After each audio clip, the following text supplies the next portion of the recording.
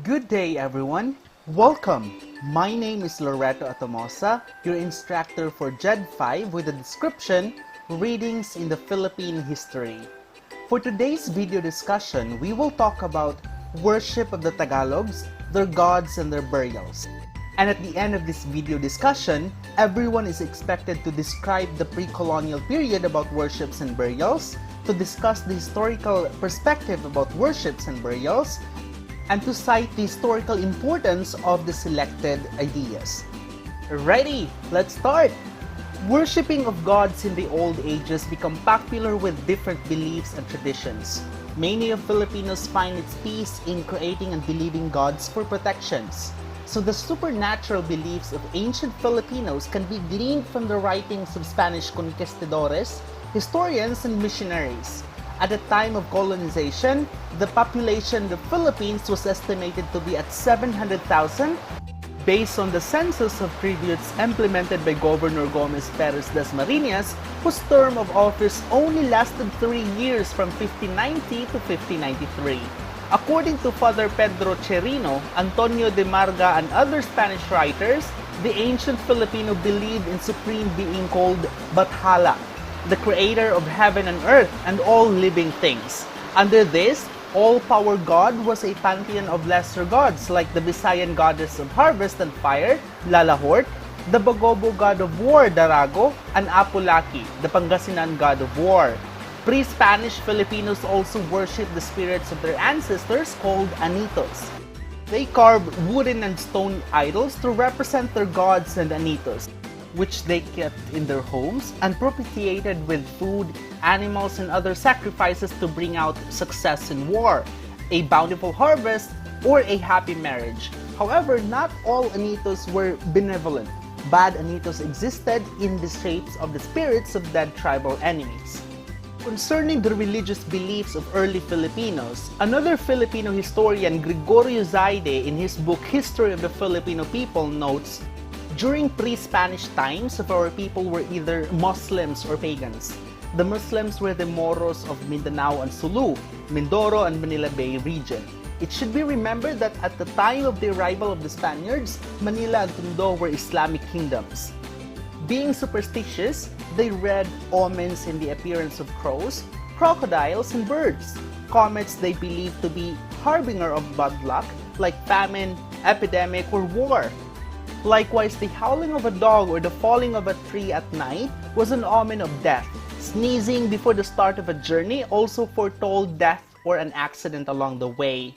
To quote Zaide once again, many of the superstitions belief of our forefathers still remain to the present day. Among them are the following. We have, when a young girl sings before a stove, she will marry an old widower. When a hen cackles at midnight, an unmarried woman is giving birth to a child. When a pregnant woman cuts off her hair, she will give birth to a hairless baby. And when a cat wipes its face, a visitor is coming to the house. And lastly, when a person dreams that one of his teeth falls out, somebody in the family will die. Now, the pagan priests and priestesses were called Katalunan and Babaylan respectively. They officiated in ritual sacrifices aside from serving as a physician, soothsayers, and prophets. The highest priest, akin to a bishop, was called a sonat. It was he who appointed the priest and priestesses. The sacrificial ritual was performed either inside or outside the house and usually ended in feasting and merrymaking. Our ancestors subscribed to a concept of life after death. They believed that each individual has an immortal soul that travels to the world. The souls of good and brave men to go to heaven called kaluwalhatian, whereas the souls of evil men are flung into a hell known as kasamaan. To prepare the dead for its journey to the underworld, his relatives placed food, wine, gold, weapons, and other personal effects and provisions in his grave. When a datu died, his slaves were killed and buried with him to serve his needs in the afterlife. In terms of burial practices, the corpse was embalmed, placed in a coffin made of hardwood or burial jar, and eventually buried in a grave or a cave. Now, according to Miguel de Luarca, a conquistador, he gives a graphic description of the supernatural beliefs and religious practices of ancient Filipinos in Relación de las Islas Filipinas. a treatise on the Philippine Islands that was published in Arevalo, Spain in June 1582. Father Juan de Plasencia, a Franciscan missionary who came to the Philippines in 1577, also dwelt on the same matter extensively in Dos Relaciones, which saw printing in 1589. According to Miguel de Luarca, he reports regarding to the beliefs of ancient Filipinos in destiny of souls. They say that there is in the sky another god called Sidapa. This god possesses a very tall tree on Mount Mayas. There he measures the lives of all the newborn and places a mark on the tree. When the person's stature equals this mark, he dies immediately. And it is said that when the Iliganis die, the god Maguayin carries them to Inferno, when he has carried them to thitherinn. This barangay, Sumpoy, another god, sallies forth, takes them away, and leads them to Sisiburanin, the god mentioned before, who keeps them all. Good or bad alike, he takes them all on equal terms when they go to Inferno. But the poor, who have no one to offer sacrifices for them, remain forever in the Inferno, and the god of those regions eats them, or keeps them forever in prison. From this it will be seen how little their being good or bad avails them, and how much reason they have to hate poverty. And for the occult ritual performed by Babaylanas, Luarca vividly depicts, it appears that witchcraft was a common practice among ancient Filipinos, as Luarca describes with interest. In this land are sorcerers and witches, although there are also good physicians who cure diseases with medicinal herbs. Especially they have a remedy for every kind of poison, for there are most wonderful antidotal herbs. The natives of the islands are very superstitious. Consequently, no native will embark on any voyage in a vessel on which there may be a goat or a monkey, for they say that they will surely be wrecked. They have 1,000 omens of this sort. For a few years past, they have had among them one form of witchcraft that was invented by the natives of Ibalon after the Spaniards had come here. This is the invocation of certain demons which they call Naginid Arapayan and Makburabak. To this, they offer sacrifices consisting of coconut oil and crocodile's tooth. And while they make these offerings, they invoke the demons. This oil they sell to one another, and even when they sell it, they offer sacrifices and invoke the demon, beseeching him that the power that he possesses may be transferred to the buyer of the oil. They claim that the simple declaration that one will die within a certain time is sufficient to make him die immediately at that time, unless they save him with another oil, which counteracts the former. This witchery has done a great deal of harm among the Pintados because the demon plays tricks on them. The religious have tried to remedy this evil by taking away from them the oil and chastising them. Luarca also mentions a form of divination or fortune-telling used by pre-Spanish Filipinos. These natives have a method of casting lots with the teeth of a crocodile or a wild boar. During the ceremony, they invoke their gods and their ancestors, and inquire of them as to the result of their wars and their journeys. By knots or loops, which they make with cords, they foretell what will happen to them, and they resort to these practices for everything that they have to undertake. Natives' beliefs concerning death are also included in Luarca's writings. For example, pre-Spanish Filipinos believe that those who are stabbed to death, eaten by crocodiles, or killed by arrows climb on a rainbow to heaven and evolve into gods. Those who die by drowning are most unlucky. Their souls are trapped in a watery grave forever. Father Juan de Plasencia takes into account that the pre-Spanish Filipinos had a rudimentary knowledge of astronomy and were staunch believers in omens. Some of them also adore the stars, although they did not know them by their names, as the Spaniards and other nations know the planets, with one exemption of the morning star, which they called Tala. Judging a pre-Spanish Filipinos through the eyes of Christian, Father Plasencia categorically branded all types of pagan practices as devil worship and divided their practitioners into 12 categories. Distinctions made among the priests of the devil were as follows. First called Katulunan was either a man or a woman. This office was an honorable one among the natives and was held ordinarily by people of rank, this rule being general in all the islands. The second they called mga gaway or witches, who deceived by pretending to heal the sick. These priests even included maladies by their charms, which in proportion to the strength and efficacy of the witchcraft are capable of causing death. In this way, if they wished to kill at once, they did so. They can prolong life for a year by binding to the waist a live serpent which was believed to be the evil, or at least his substitute. The third they called manisalat, which is the same as mga gaway. These priests had the power of applying such remedies to lovers that they would abandon and despise their own wives, and in fact, could prevent them from having intercourse with the latter. If the woman constrained by these means were abandoned, it would bring sickness upon her, and on account of the desertion, she would discharge blood and water. This office was also general throughout the land. The fourth was called mankukulam, whose duty was to emit fire from himself at night, once or often each month.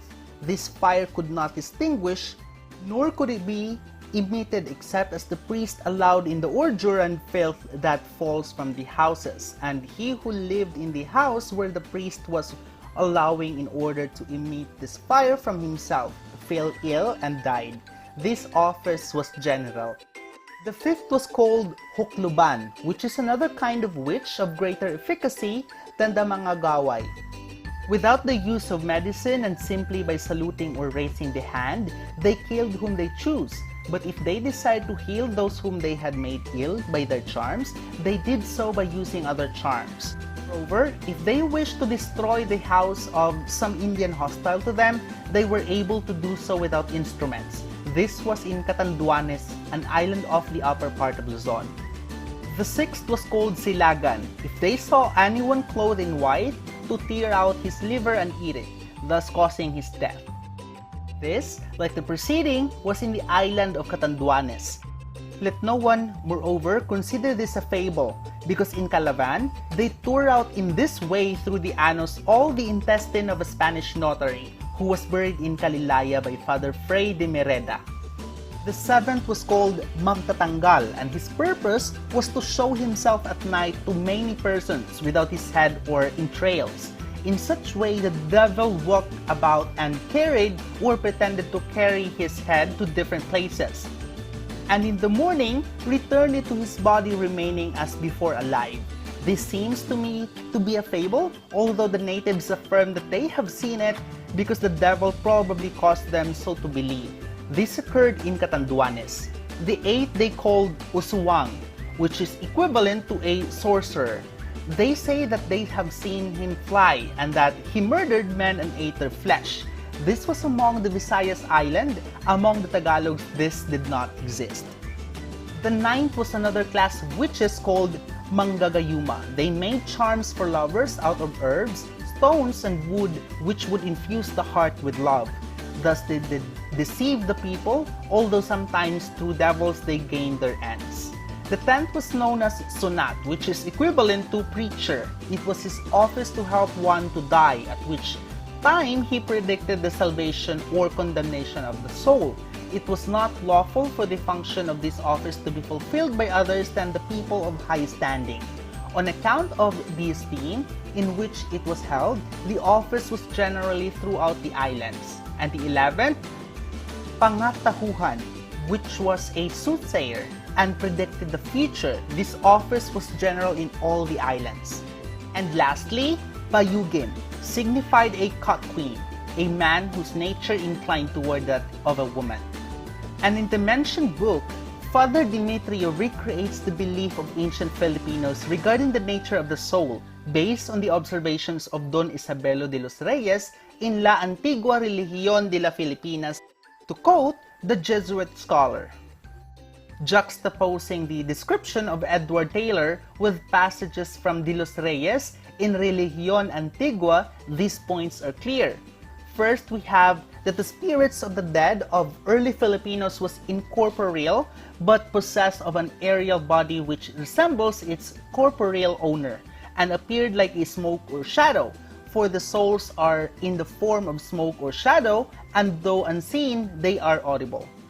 Second, the spirit, independently of its corporeal owner, possesses personal consciousness, volition, and love for its living relatives whom it visits either on the third or ninth day after death, and for this purpose, the windows of the house or the bereaved are always open.